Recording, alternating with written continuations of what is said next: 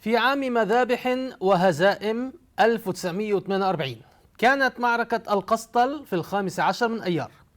وقعت مجازر أشهرها دير ياسين، ولكن كان أيضا ومضة من ومضات الجهاد والإنجاز في معركة القسطل التي قادها القائد الشهيد المجاهد عبد القادر الحسيني، والذي قال حينها: لا يمكن أن تكون فلسطين للعرب والصهاينة معا، إما نحن وإما هم، إنها حرب حياة أو موت، إما أن نخرج من الحرب منتصرين وإما أن نموت جميعا.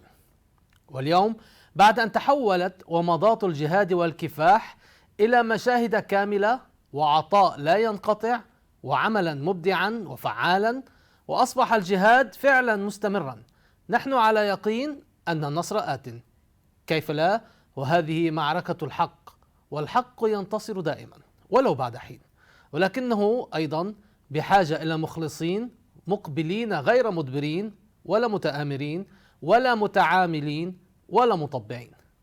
بتلك القلة الظاهرة النصر آت، وسيكون الحدث يومها الفتح والنصر والتحرير.